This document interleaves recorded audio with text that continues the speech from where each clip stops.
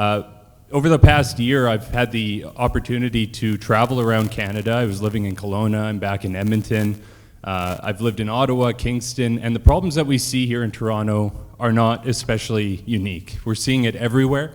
It's not just the Ford government, it's not just the City of Toronto, it's the federal government, it's provincial governments in different provinces, it's municipalities across Canada.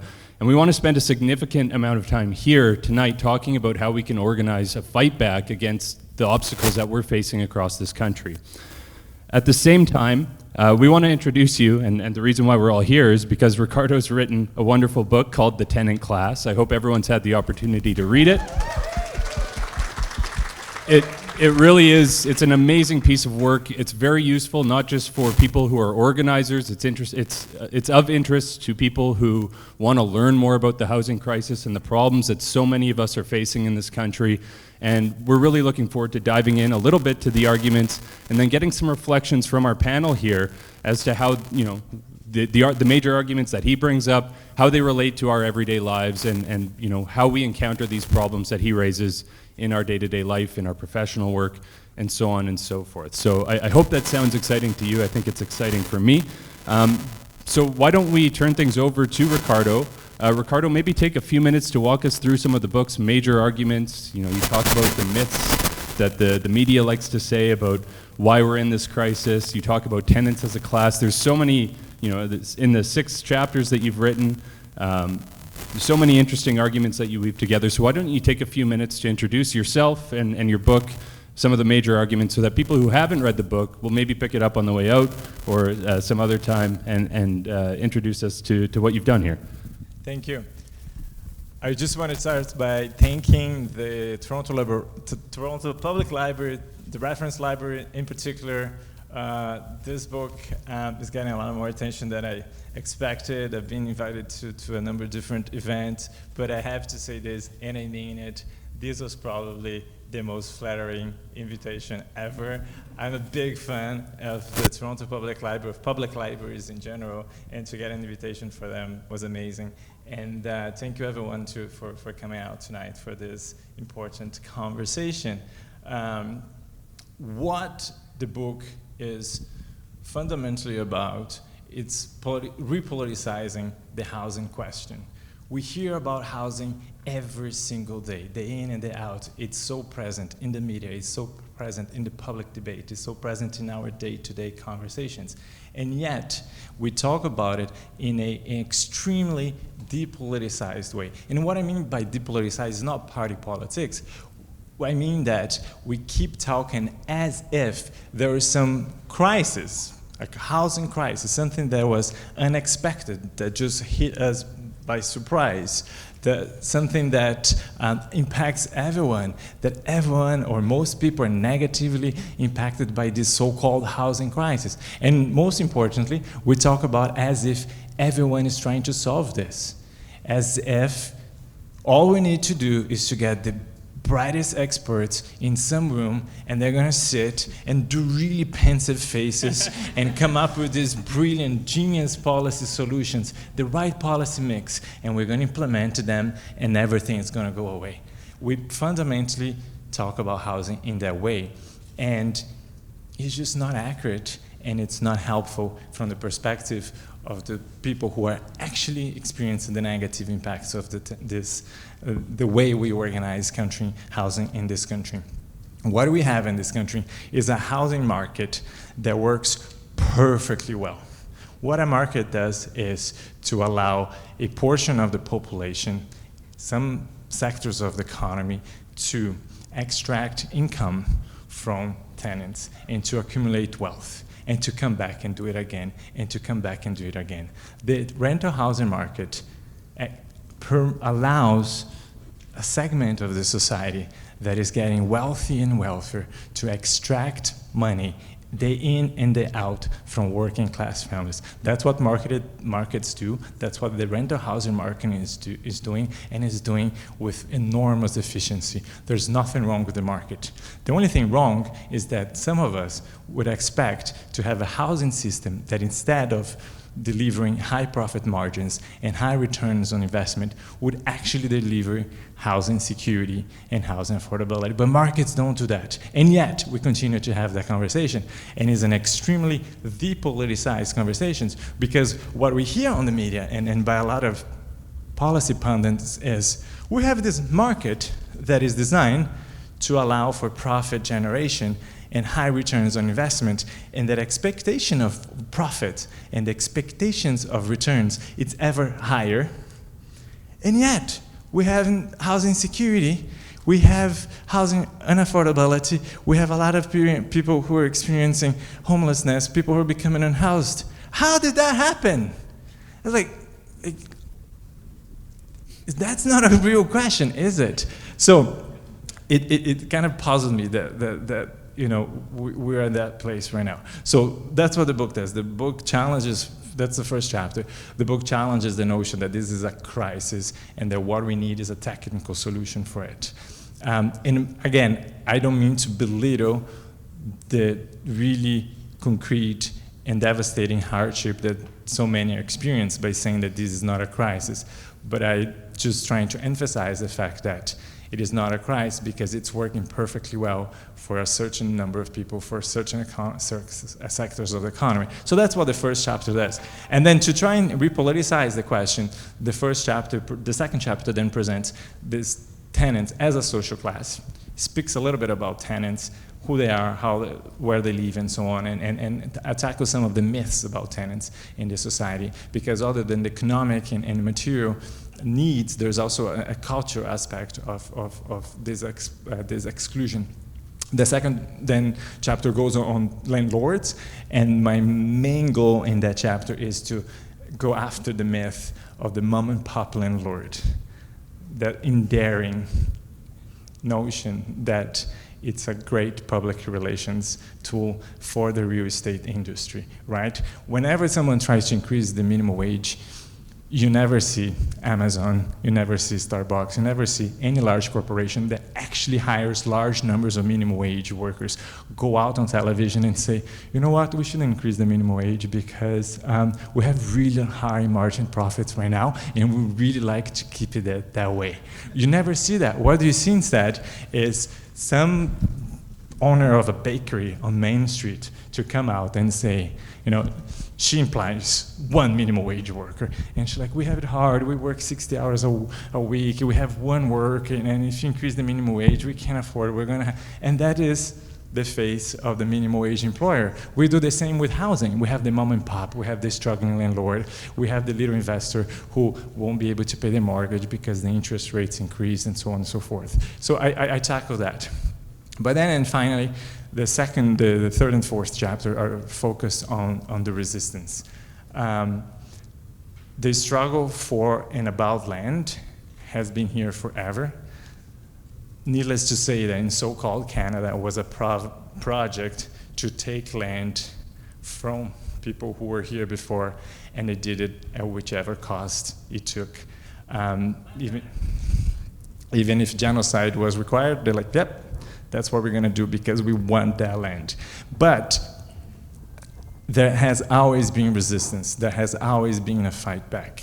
And although the way we tell history in Canada tends to not emphasize that history of common people's struggle, of working class struggles, or tenant struggles, although those chapters somehow dropped off the history books that they circulate in high schools across this country, the history is there, and we need to know it, we need to share it more widely. So we talk a lot about, in the book, we talk a little bit about that history, and then we focus on the great struggles going on today and the great organizing that is happening. And and to close on a note, and the book closes on a call for people to pick a side. There's no neutrality here. If you think you're neutral, I'm sorry to break it down to you, you're on the wrong side of this, because there's no neutrality on this. You pick a side, whatever you're doing, whatever your area of work is, however you're involved on this, you can choose to pick the side of the working class families that have an increasing large share of their income extracted by real estate magnates and all the very large share of the political class that is there defending their interests. You have to pick one or the other. And that's what my call at the very end of the book. So I spoke too much, and I will stop now. No, it's great, and I hope that gives everyone sort of an idea of where Ricardo's coming at, some of the major arguments he introduces. But as great as that is, I also think that we need to hear a little bit, he's pulling some threads on the necessity of organizing, pushing back against this idea of neutrality.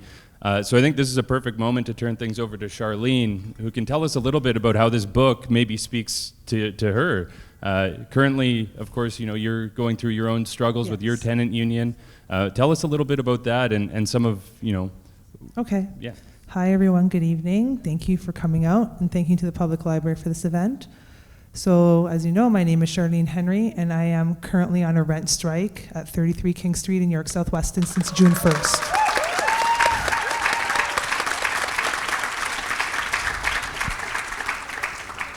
And I'll start with when a coworker found out that I'm on a rent strike, he said, "What the heck is that?" It is us withholding our rent until our landlord sits down and negotiates with us with our list of demands. And we have several demands, but the major one is about above guideline increases, which someone who doesn't rent may not even know what that means. Someone like me who's had 6 in 10 years calls it an AGI. It affects every single unit in my building and every family and every person in a different way. It means that someone's rent goes up by $60 or $70 a year, even if you go to the landlord-tenant board and fight and try to win, but it's called the landlord-tenant board, and I stress that, it's not for tenants. So we have been organizing in that building for about 5 years now. I'm part of the York Southwestern Tenant Union, as you heard in my intro, and through the York Southwestern Tenant Union, we have a strong tenant association in our building, and about 200 of us have been withholding our rent and needed to do this to make it aware to the public what's happening in our building and many other buildings in this city.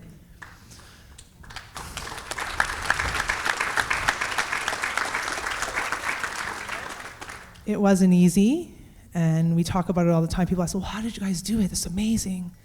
It wasn't easy. There are 420 units in this building. It's 27 stories high. I've knocked doors, I can't even count how many times. I pretty much know everyone who lives there. If you're new, I know you just moved in because I know everyone, because I'm the face of the tenant association. I have knocked doors. I've had things told to me that are very deep, personal, and private, but I understand the struggles of every family, including my own, in that building. And we used to think it was only us because we weren't public with our struggle, but it's not only us. It's almost every single tenant in this city and then throughout the province and throughout this country. So organizing, as we all know, because most of the people here are probably organizers, is not an easy thing. It weighs on your heart and soul every moment that you do it, but you do it for a reason, because it's for the greater good. And it's, thank you.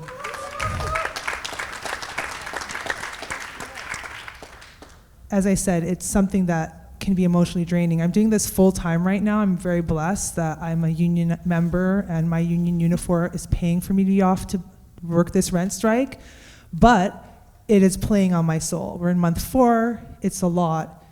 It's constantly speaking with your neighbors and making sure that they're okay, because as Sam and I talked about before this event, people are scared, it's plain and simple. People are scared to stand up to the power that be. They're afraid to stand up for their rights, even though the law says we're allowed to have a tenant association. People don't want to be a part of it because they're afraid. They're afraid of, well, what if the property manager finds out? What if the owner finds out? But we're legally allowed to have a tenant association. We're legally allowed to discuss the issues that are going on in the building, be it good, bad, or in between. So getting rid of that fear has been a very big challenge for us at 33 King Street in the York Southwestern Tenant Union, because folks are just scared a lot of the time. But what I've learned on this journey is that when you get together with people with something in common, it becomes very powerful. And that's how we ended up in this rent strike.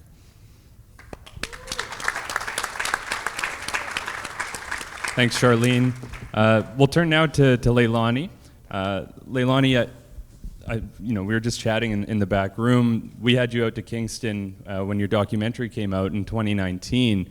Obviously, your documentary, The Push, focused on the financialization of housing. One of the things that I enjoyed most about the book was the chapter that sort of debunks the mom and pop landlords and sort of talks about, the corporate takeover of landlording in Canada and elsewhere. I'm wondering, what speaks to you in Ricardo's book, and how some of Sharlene's comments, speak to you, if you can reflect on that. Sure, thanks. Good evening, everyone. And a big shout out to the library for hosting us. I also love libraries, public libraries, for so many reasons. Like Sharlene, I spent a lot of time in my childhood at the public library, and of course they've become these incredibly important social places, so thanks. And thanks to Ricardo for the book. It's so good, everyone rush out. If you can't afford it, somehow we'll get it to you, right? Yeah. It's a must read, and I don't say that lightly, especially because it's actually not a human rights book, and Ricardo and I will talk about that at some point. But it's really essential reading on this issue in Canada. Charlene, I just want to say I'm just very moved by the work you're doing and the work of all of the tenants who are organizing and going up against this, because these are big forces, these are big actors with not just money, but as Ricardo says in his book, political clout. They have the ear of government and decision makers. They're all part of it's a club. And we are definitely, and you are definitely not part of that club. And so I'm just in awe of the courage, because it takes a lot. I mean, this is your home, right? And so it takes huge courage. So I just wanted to say that. Sorry, I know that didn't answer your question really, but oh well. So like the whole book resonated with me.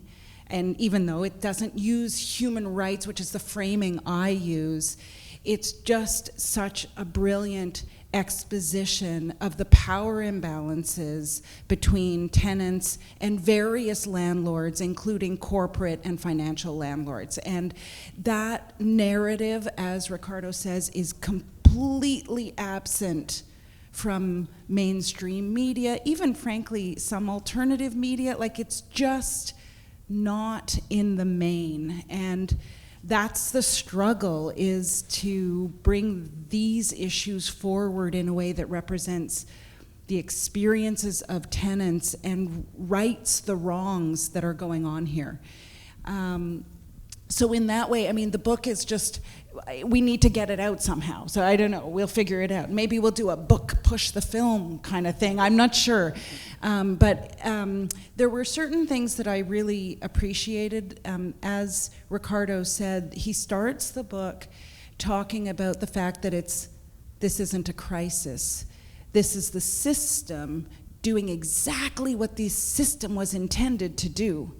And why I love that, not just because that's the truth, I love that because it suggests that what we need is system reform. This tinkering here, a little policy here, a little law there, or whatever, that is not gonna cut it. We need a housing reset, a system reset, a system reset based in values, the value of housing as home, for example. That would be a good starting place, right? Let's start a housing system where housing is appreciated and worked on, and policies are enacted and dreamed of on the basis that housing is home. How about another one? How about housing should be affordable? That would be a good starting point. And affordable based on, yeah, it's so obvious, right? I know. But affordable based on what? What markets can command? No. On what households can afford, right? Based on income, household.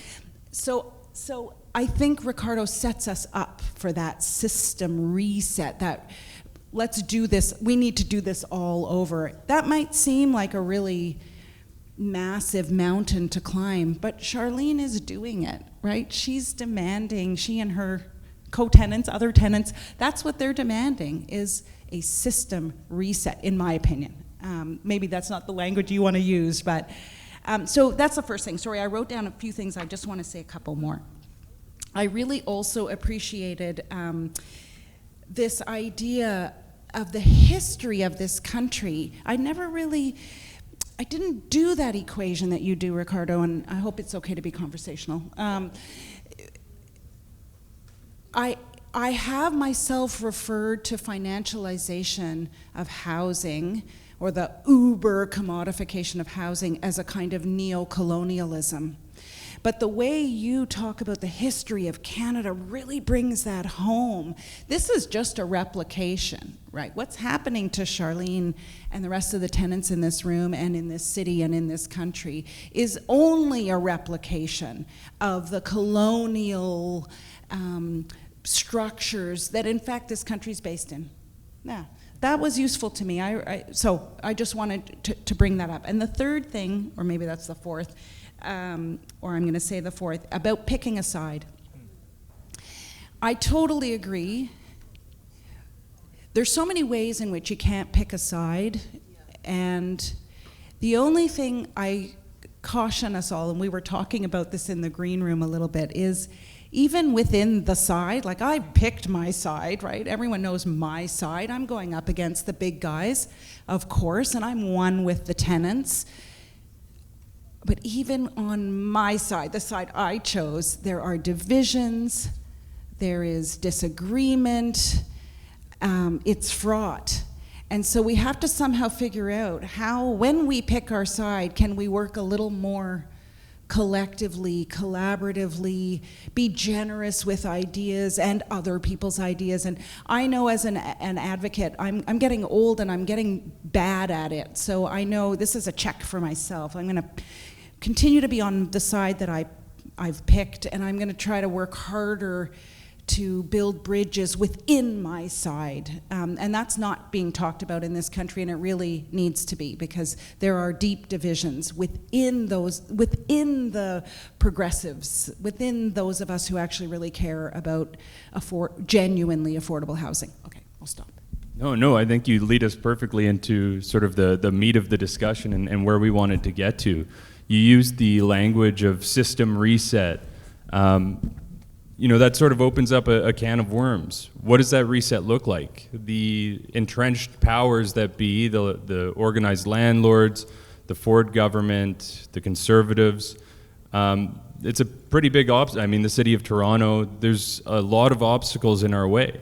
So how do we get to that moment of reset? I think we have a good example with Sharlene on the other end of the panel here, doing some of the necessary work to sort of get us to a point where we can start to have these conversations about how to get truly affordable housing. But we as our Cataraqui Kingston Union of Tenants had a meeting with your tenant association or union earlier this afternoon, and we were asking these same questions. So, how do we build strong allyship? How do we get to a point to get organized labor on board? It sounds like your union and Unifor's doing a heck of a job. So I just sort of want to open things up here and talk about the necessity of organization. And before I sort of maybe turn things over to whoever wants to take the mic, I think it's worth bearing in mind, if you do a study of tenants, just say in Ontario, when tenants organize, and they organize well, there's huge policy shifts in government. The Conservative Bill Davis government was in power. Tenants in Toronto mostly took to the streets to demand rent control, and under a Conservative government, rent control was introduced. So to say that we can't do anything against the Ford government, or to have this feeling of hopelessness, or to put things off to the next election doesn't really do us any favors. We need to be organizing now, and we need to be organizing often, and we need to actually do things that shift the structures or get us to this point of system reset. So I've sort of hinted at some things that I think, but I'm curious to know your thoughts here. I think I already answered the question in the sense that there are already a number of folks doing it. We have the York Southwest Tenant Union doing it. We have the folks in Kingston. There's another group up there. Can you guys get up and introduce yourselves too? Come on, the demolition folks. Yeah, me again, come on. Okay. Any other tenant group in the room? Organized tenants? So, just to make one thing clear, when in the beginning I said, well, there's this public debate that misses the picture altogether, that evades the hard questions, that depoliticizes the housing question, I was talking about mostly the policy, the research, the certain segments of the media. But whenever I talk to tenant unions, whenever I talk to tenant movements, they came up with this very clear-eyed understanding of what's going on. They told me there's them and there's us, and then trying to screw us, and we're going to organize so that stops. And that's the only way that we're going to make any change, because there's no one else coming for us. That was the message that I got, and I said, well, that alternative already exists. So it didn't, you know, what's here in many ways, in most ways, it didn't it didn't come out of my head. I was just kind of articulating words and some language that I know from my background, what I think they were already doing. So before any research head like myself starts thinking about this in an abstract way and trying to formulate millions of ways of potentially doing this. No, they're already doing it. And instead, I think what we should do it is to turn to Sharlene and say, how can we help you? Can you tell me the donate page? What's the address again? And what's your next canvassing date? Do you guys need more Of course, boots on the ground? Every Thursday night. It's happening already. 22 John. So what Ricardo said is so true. Thank you, Ricardo. There are many folks in this city doing it. Before us, we all know about Parkdale Tenant Association, that Parkdale did it. They had a rent strike. They had a victory. We're not the first to do it. We won't be the last, because we're setting the stage for more folks to continue with rent strikes. It's important. Kira and I talked about the other day, Toronto is 50% people who rent, 50% people who own. We are neck and neck. We have a say. We are at the table, and if we're not invited, I invite myself. That's what I've learned on this journey.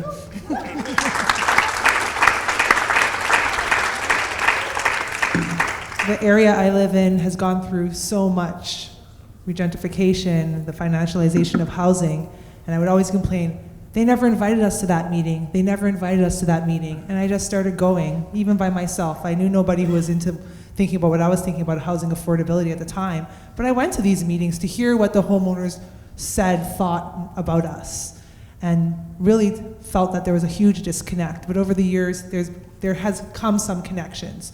So for example, at our building right now, we have 5 projects going on at one time. Window renovations, balcony renovations, painting of the building, and 2 more starting, I can't remember right now, ceiling, all this stuff. The jackhammering can be heard from kilometers away. So it doesn't only affect the people at 33 King Street, it affects the whole community, because everybody can hear it between the hours of 8 and 6, Monday to Friday. So when you go to the park with your kids and someone says to you, how do you guys do it over there? I hear it here. We live with it, sir, but we fight back.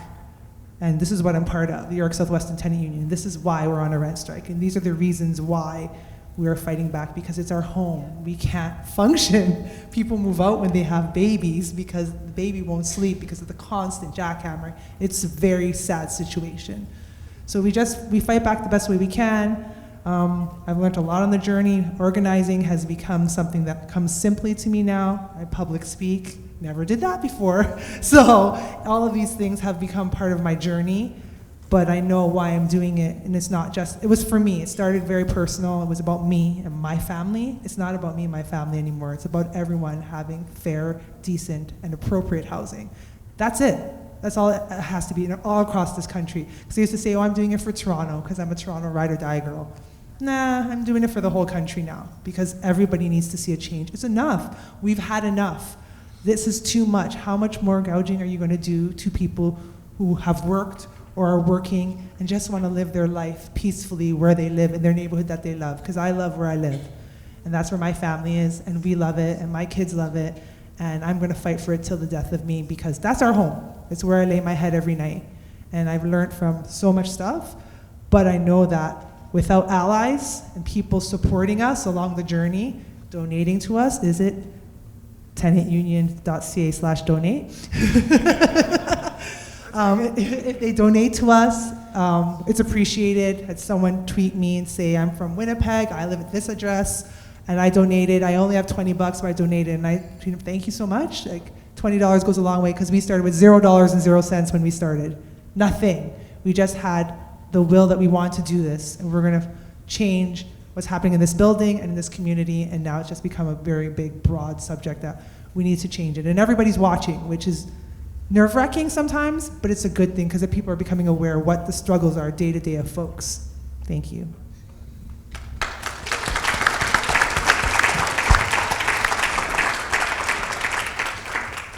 Yeah, so one of the things I've been thinking about just now, and more broadly in my work. So my work is actually international. I do work here in Canada, but I also work in many countries around the world. And there are places on this planet where tenants and dwellers actually have political power. And this doesn't happen to be one of those places on the planet. And so the question is, well, how do we get that reality here?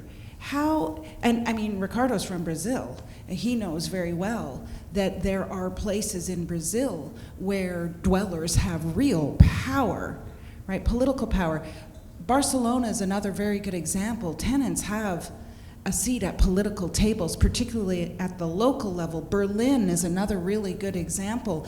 Jakarta, and I visited a community there who had tremendous political power. In the Philippines, there are many areas within Manila where tenants are like highly organized and literally have a seat at like a formal seat at political tables. So we're not there at all. But the question is, how do we get there? And I mean, that can't be solved tonight. But I think that's the big project here, right? Ricardo, in your book, you say how many, what percentage of households are tenants? 30% across the country? Yeah, so that's a lot of people.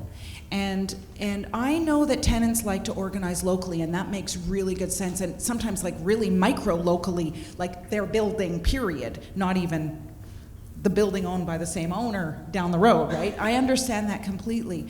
But I also, and Ricardo references this in his book, I've also been privy to the power of broader coalitions, not necessarily bringing in everyone and their dog, but certainly a coalition of tenants across a nation or across a city, et cetera. And I think that there's something there that we need to really be building that in this country.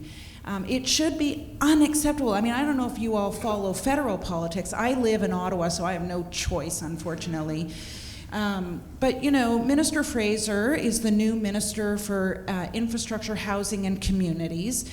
And he recently held, well, there was a cabinet meeting in PEI, and the subject of the cabinet meeting was affordable housing. Well, guess how many tenant representatives he brought in to listen to? Yeah, exactly, a big fat zero. Who did he bring in? Well, he brought in a neoliberal economist who has deep ties with the Liberal Party. He brought in the head of a homelessness organization. I don't know what to say about that. Who plays politically, let's put it that way. And he brought in an academic who works on young people who can't buy homes. Okay, and really it was 3 white guys, it was with due respect. So why is that acceptable? How do we make it such that that is unacceptable? Because that is unacceptable to me. I'm sure it's unacceptable to Ricardo, and it's definitely unacceptable to Sharlene and Doug, hopefully you too. Okay. Yes. His long history, I mean, you should learn about this guy's work in homeless encampments especially, but anyway. Right, so how do we get there? And I think for me, that's the issue of the day in this country. How do we get tenants to have real political power?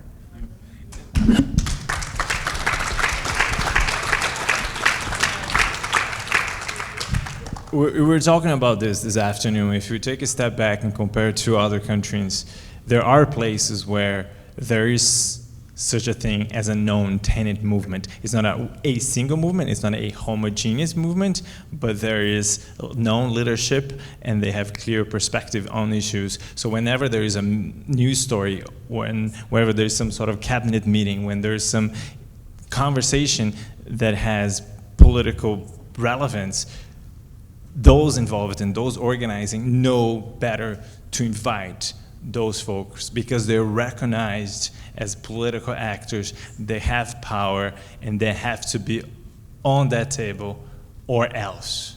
And yes, absolutely, we're not here yet. We can have those, that was a perfect example that you just gave. I think Quebec is a little bit ahead of us on that, because since the 1970s, they do have two large organizations, Frappu and La Haclac. They're like organized provincially, and that are often at those tables. A reporter at Le Devoir knows better to contact the porte-parole Frappu before writing a piece on Bill 31 to get the movement's perspective. So it doesn't have to be mediated by a policy research person like myself that will sort of bring in the entire new classic economics jargon and sanitize it and depoliticize it and talk about policy levers and bring back to my latest report that everyone should. No, it doesn't need that mediation. That mediation only helps to depoliticize housing, only helps to filter the real perspective from the tenant movement. And I think, yes, I absolutely think that it would be amazing to get there.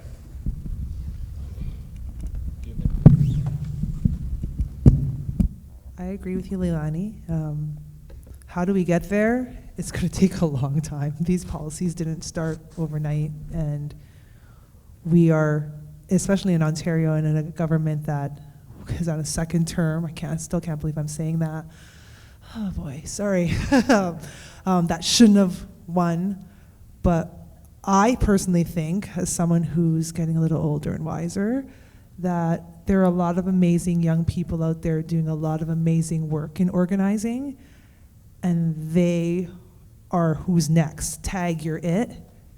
They are going to be the game changers. I really do believe that, because with this work I've met a lot of young organizers who are doing things in their community and something they're interested in, but a lot of tenant organizing, and they see firsthand, because they grew up like me in a neighborhood that they loved, that just changed and kept changing and really wants us gone. But where do we go, right?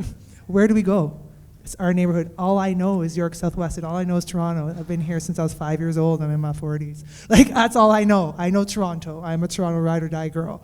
So where do we go? But I honestly think that they've got next, and they're going to be the ones that they've picked a side already, a lot of these young people that do what you're saying, that can change these policies.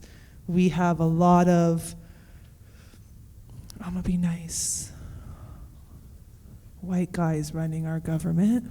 Like, that's the best way I could say it right now, who don't know what the heck they're doing, have never talked to a person like me, don't know my lived experience, have never talked to a retiree in my building to understand what they're going through, even though they have a work pension and a government pension, how they're struggling, have never even made an appearance at the food bank in the community that they represent.